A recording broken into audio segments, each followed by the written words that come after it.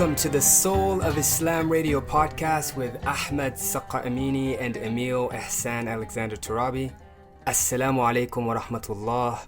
May the peace, the mercy, and the blessings of Allah subhanahu wa ta'ala be upon you.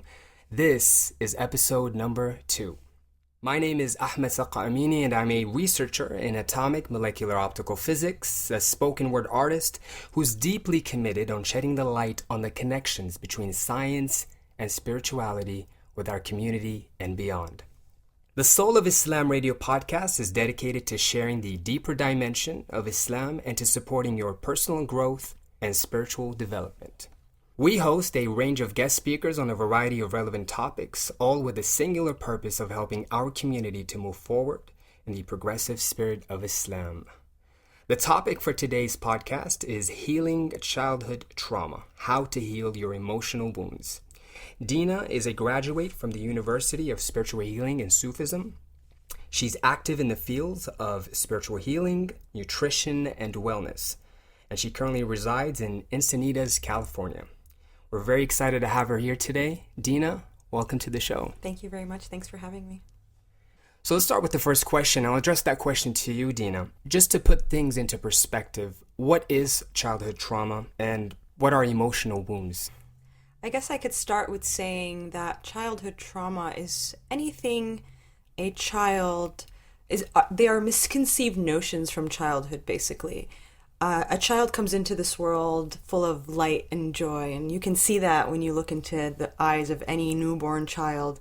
There's no separation between the child and its environment or anything around it. And as time starts to progress, and the child starts to develop its own consciousness and the consciousness of the world around it, it is very easy to start to misconceive certain messages from its environment. So an example being, maybe mom was very busy doing something and a child was crying and it didn't receive its milk or its food. A misconception that can happen in this moment, instead of seeing the real factual reality of what's going on, as mom is just unavailable in this moment, is maybe mom doesn't love me, or maybe I don't get my needs met. And we can carry these little messages that we interpret of the environment around us into our adulthoods, and they can start to operate in our subconscious mind and start to sneak into our everyday relationships at work, with our beloveds, with our family, without us even being conscious of them. And there are many, many of these wounds that we carry around without even knowing them. I see. So there is a need for an emotional healing process. There is beauty in experiencing such trauma because we feel distant from Allah subhanahu wa ta'ala and we go through a journey to remember what it was like. Yes, I don't know if there's necessarily a need, like it's something that we are creating or needed. I just feel like that is almost like the setup of the play. It's you start in wholeness, you start in purity, then you experience falling from grace in whatever, format that takes shape in your personal life and your personal journey.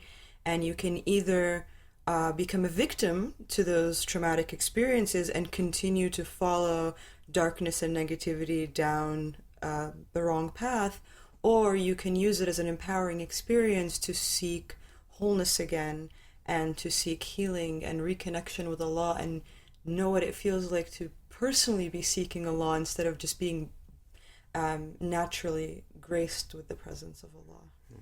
Understood. We tend to fall victims to our emotional wounds or the experience itself. Well, I don't think it's either. For my understanding of it is that we fall victim to the misinterpretation of the incident. So for example, if you are being physically abused or emotionally abused or neglected or abandoned by a parent or a sibling or, a protector figure in your life in some way, instead of seeing the reality of the matter, instead of seeing the real truth of what's going on, that this person is maybe themselves in a lot of pain, or maybe they've been treated that way in their own past, in their life, and this is the only way they know how to cope with reality, and they don't really mean to hurt or abuse you, this is just all they know. That's the fact of what's going on. Instead, we tend to make our own misconceptions and personalize the experience of like, oh, I must be being hit because I'm not good enough, or I'm not loved, or I'm a bad person, or I'm a bad boy or a bad girl. And that's where the misconception about the situation happens. And these are the types of voices and images that we start to carry along in our lives that are operating underneath in a psychological way that tend to ruin our future relationships, jobs, sabotage our ability to do good in the world and be the people that we want to be. So I think the falling victim is the falling victim to the misconception, not necessarily the act itself. What kind of experience is considered traumatic? Does it depend on the experience itself, or does it depend on the child? It definitely depends on the person, because you can have a set of identical twins that grow up in a very same situation and react to the quote-unquote traumatic experience that's going on in their household very, very differently. It's how we personally internalize the wound and have the misconception about it rooted in our being. So, for example, I was working with a set of twins that one, they were both heavily abused physically by their father as young girls. One grew up to pass on the behavior to her children and do the same thing, and the other became a advocate against child abuse. Identical twins, genetically, biologically, same people, grew up in the same household, but it is about the internalizing of the experience, what happens in the mind, what happens in the internal narrative and dialogue. And my personal belief is that these, from an Islamic point of view, that this is where shaitan starts to whisper particular messages to us, and it is our choice to start to believe and internalize these messages, or to say, oh, that doesn't make sense, that doesn't work for me. And so shaitan is kind of throwing these random messages at us, always like, oh, this must mean this about you, or this must mean you're a bad person, or mom doesn't love you, or nobody cares about you, or you're all alone, or whatever. And some of us truly internalize and believe, wow, this is my own voice. And we can't make separation. And sometimes Allah veils us from these voices for his own particular reasons. And sometimes we are being allowed to receive and internalize them for other reasons that we don't understand. All in the name, from my point of view and my understanding, eventually lead us to our particular paths and our particular healing processes. Do you feel that healing from childhood trauma and such experiences are addressed sufficiently in our society, in media, in Islamic centers, in our homes? I believe that the West recently has embarked on a psychological discovery of how to better address these things in the home, in the school place. But it is all very kind of mental and based on this kind of symptomatic analyzing and what I call like pathologizing. And even though it works to a certain extent, I don't find it to be as helpful as using spiritual tools for healing. Unfortunately, in third world cultures that have religion but have really lost touch with the spiritual aspect of their religion, a lot of healing around childhood trauma and addressing things that happen in the household or at school or anything like that is pretty much absent in my personal experience, other than just, telling someone to pray about it or to go see a sheikh to do some, prayers about it, which can sometimes be effective. But if we're not acknowledging and addressing that there is something that's happening and there is something broken in the household, it tends to not be as effective. And I feel that in our particular cultures, in Islamic cultures at least that I've been exposed to, there's a lot of shame about talking about what happens in the home. We're not allowed to talk about what happens in the home. It's not okay to really truly share the things that are happening. We're supposed to protect each other and our family from the shame or from the exposing what's happening. And it's supposed to be private and secret, which is shame in itself is what keeps these particular patterns and wounds in place. When my belief is the word kuffar, the word kafir, it means to cover up the truth, it means to hide something. And that is genuinely what allows a pattern or something dark to keep having hold, is to hide it. Once it's in the open, once it's been exposed to light, it can't hide. It's like when you walk into a room and you have a roach infestation or something. Once you turn on the lights, they just scatter, So darkness scatters in the face of light, but as long as you keep it in the dark, it has hold on you. And that's what I believe has happened to our cultures. We tend to keep a lot of the family secrets and a lot of things that happen at home in the dark and not exposed. We're not allowed to talk about them.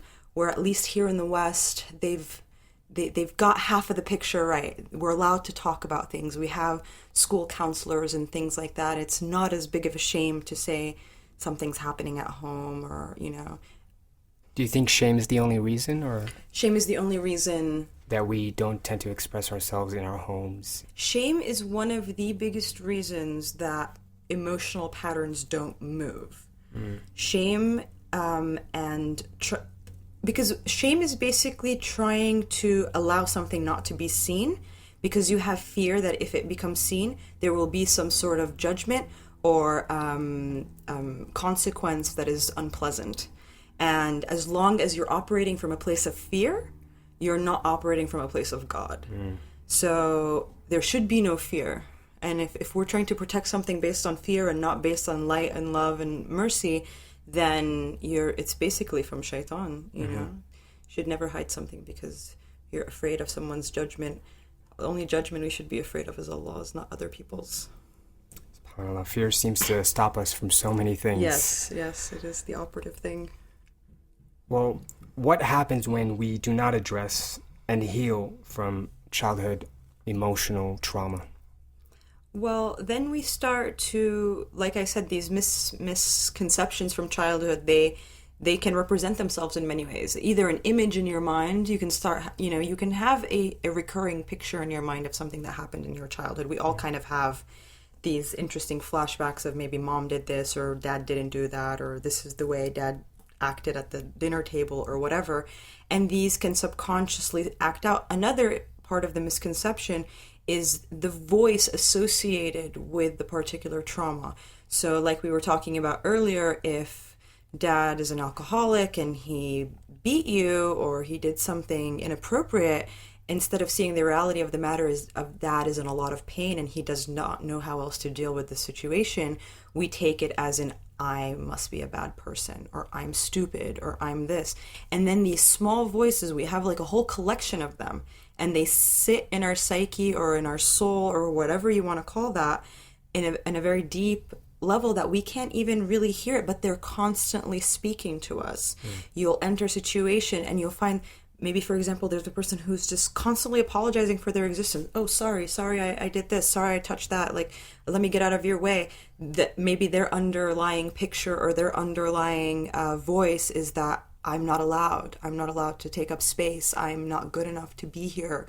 I'm not supposed to have an opinion or a voice. And we're not really conscious of these voices, but when we start to address childhood trauma through spiritual healing, we'll start to do sessions where these voices can start to be heard.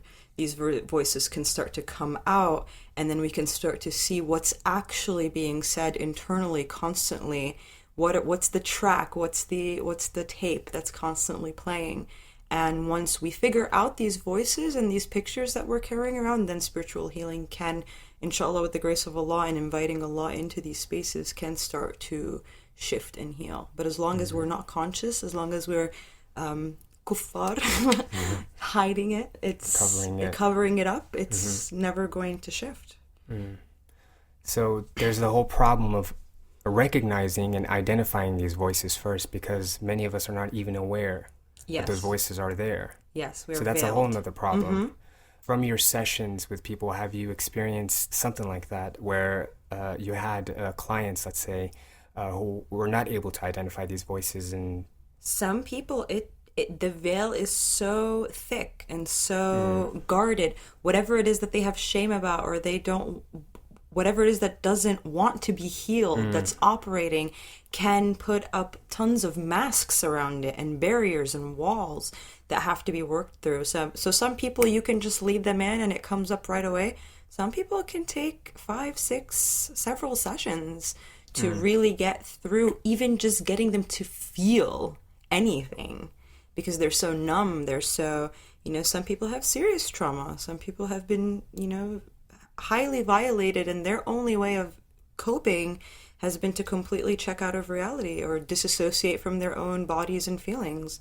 And to get them back to just simply feeling is a whole process, let alone getting to the things underneath the feelings that are motivating their actions and behaviors and patterns. So every person is unique, and every person, Allah has a very special healing path for them that just needs to be discovered. It's all about being willing to embark on that journey and allowing Allah to lead you through that, and not be afraid of what's going to come up.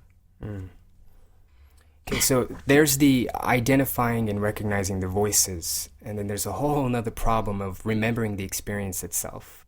The particular healing modalities that I've learned, I genuinely believe in the concept of not going and digging up dead bodies. This is something that one of my teachers and sheikh has really made very clear to me. It's like, if you go looking for dead bodies, if you go digging up dead bodies, all you're going to find is stench. So it's not about like Western psychology where it's like, okay, now we're going to go and we're going to remember, and what do you remember from your childhood, and has anybody ever abused? It's not about that at all. It's about inviting Allah into the space and allowing Allah to guide the actual session. And if something happens to come up, then you work with it. If Allah's bringing something, is unearthing something for you to look at and be with, beautiful, alhamdulillah. But Allah created the entire cosmos. Allah can heal something without you ever having to remember it or re-experience it or go through the trauma again of it whatsoever. So it's less of a process of going back and trying to figure out who did what, or not at all. It's more of a, what do you feel right now, and how do we follow that trail, that path, with the guidance of Allah, inshallah, and some surahs and some chanting, etc., some dhikr, some remembrance. Yeah. So from my own experience, let's say something intense happened to me. A lot of emotions, a lot of feelings, and then a few days will pass by and things will settle down, and I tend to forget. So when I think back, I say to myself, oh, that wasn't too bad. Not recognizing that it changed something inside of me. So do you think that's a reason why we tend to ignore such traumatic experiences? I think this is an excellent question, because it's more about the toolbox that you have while the experience is actually happening. Did you grow up in an environment? Have you been conditioned to have an experience and be very confused about the feelings that you're having, and not be able to identify what you're feeling in the moment, and just kind of want to walk away from it all and make it all disappear and not deal with it because you genuinely don't know what to do? You genuinely don't know how to identify what's going on with you or with the other person, or how to communicate properly about what you're feeling and needing in the moment. And this tends to be the case for a lot of us. We're not given the tools of how to understand what we're feeling, how to tell other people how we're feeling without feeling that it's going to cause further altercation or bring up more stuff. We tend to want to swallow it or repress it or make it go away, or you use the very interesting word that a lot of people use, when it all settles down. What does that really mean? Did it actually settle down, or did we put it in a box and throw it in the back of our mind somewhere with, So what is it how is it exactly we're dealing with the particular incident in the moment determines whether we're acknowledging and moving through it as it's happening, or are we just putting it on the back burner with all the other stuff that we've been putting on the back burner for years. And eventually that can either cause emotional outbreaks or breakdowns, or physical ailments. All sorts of things start to happen when we really genuinely just don't know how to deal with feelings in the moment. So that's my spin or take on your experience. Do you feel that it is possible to avoid childhood emotional trauma with conscious parenting? I believe it can be minimized. It can be dealt with better, but I feel that we all come into this world with a contract with the law of what our emotional challenges and tests are going to be. And I think you can read all the books and take all the parenting classes and try to be the best parent you can, but you genuinely cannot protect your children from having their own human experience. And being human doesn't mean just feeling good all the time. Being human means pain and suffering, and it's a phenomena that we tend to want to scientifically categorize feelings as good and bad and right and wrong. Feelings are all just feelings. They're a rainbow, an array, a variety of human experiences, and we're here in this world to experience all of it. Sadness, sorrow, pain, love, ecstasy, and to want to protect our children and only want them to feel just love and joy and, happiness and ecstasy is selfish and is taking away from their experience of being human. So what I do think can be done with conscious parenting is you can give your child the proper tools to deal with particular circumstances in their life so that they're not doing what the rest of us have been doing and piling up the junk on the back burner and then having breakdowns and meltdowns and emotional outbursts or physical ailments based on not being able to deal with your emotions. But you can't protect them from trauma. You can't protect a child from even their own misinterpretations or their relationship to shaitan, or, you can minimize it, but you can't eliminate it. I don't think so. How about for parents? Some parents will say, I don't have the proper tools. I don't even know what to do. Do you have any suggestions for such parents? I think that there is a plethora of tools available, and if the parent genuinely and truly wanted to, they would seek and ask. And with the world today and the internet and Google, everything is at the tips of your fingers, and you can do research in your underwear at home. You don't need to go seek a guru on the top of a mountain anymore or anything like that. It's just, it's your level of commitment to actually wanting to find tools. I mean, we find ourselves as a generation who's having to seek our own tools. We weren't taught. My parents definitely didn't teach me anything. I had to seek all of the things that I know on my own. And it comes from a genuine motivation to want to change and to want to have the tools. So I encourage people to ask, to surround themselves by people they want to emulate, to read, the appropriate books, to put in the effort, instead of just saying, well, I just don't have the tools, what am I going to do? Now, the healing process. Mm-hmm. How can we effectively heal childhood emotional trauma? Many methods and modalities have tried to address this, and some are effective and some are less effective than others. But my personal experience with healing that's not spiritually based or centered is that it's limited. And I've been in and out of therapy and workshops and retreats and all of the things, and until God was a part of the healing process, no real healing was taking place. It was like trimming the branches on a bush, but then they would grow right back. And you had to keep just trimming it to keep it in this particular shape that you wanted.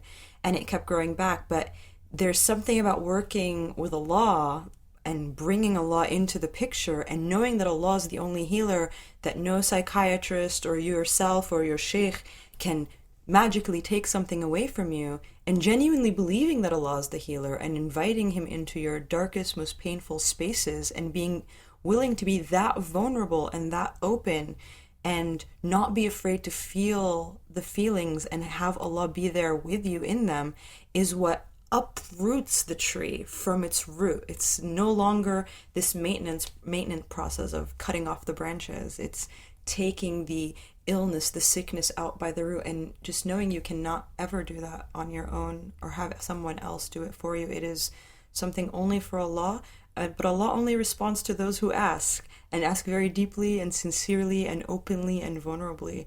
So that's kind of the root of the spiritual healing process, is how to get ourselves to the place where we're very vulnerable, open, and willing to not be ashamed about these things that we've been covering up and hiding for so long, and know that Allah is the only one who can heal, move, wash, and clean these places within ourselves, and that it actually really takes little to no effort other than surrender, which sounds easy, but it really isn't. So surrender, vulnerability, openness, and deep connection with Allah. I think those are the basic tools in the toolbox. And of course, there's different methods and modalities to use these things together that could be further explored in different healing modalities that I use with my clients. Now, before we conclude, do you have any suggestions for our listeners? Any suggestions in terms of healing, identifying, recognizing the voices, or even remembering the experience? I think the biggest thing that everybody should start with is just, and it sounds much easier than it is just acknowledge. How do we acknowledge what we're feeling? How to just, in the moment when we're feeling a feeling, not to try and escape from it, not to try and hide from it, not to try and wear a mask, just be like, wow, I'm feeling angry. And you don't have to do anything about it. You don't have to throw a chair or swallow it or pretend like you're not angry. Just the simple acknowledgement of the feeling is huge. Feelings just want to be, they're like visitors, like that Rumi poem, the guest house, They just want to pass in and out. But if you block them from passing, they get stuck somewhere in your body. So a lot of people don't even know what they're feeling. So I guess my invitation to everybody is just start really taking a good look at how you feel. What are you feeling? Do you feel angry? Do you feel sad? Do you feel happy? Do you feel sorrow? And let the feeling be okay without judgment. Just be the observer, Feeling shame or feeling sad is not a bad thing. It's just a feeling. So that's my recommendation. Good place to start. That's beautiful. Thank you very much. Thank you very much. Thanks for having me. Yeah. And of course, we would like to have you again. Inshallah. Thank you so much. Inshallah. Thank you for listening. Please visit us at thesoulofislamradio.com. Please subscribe to our podcast and share with loved ones. Help us and help our community. To learn more about Dina, please visit dinaelkoussy.com. That's DinaElkoussy.com. To learn more about the Leading Edge Islamic Meditation Program, where you can get free and instant access to a powerful mini course in Islamic spirituality, as well as a complimentary meditation audio soundtrack, please visit islamicmeditation.com. With that, may peace and blessings be upon your soul. Assalamu alaikum wa rahmatullahi wa barakatuh.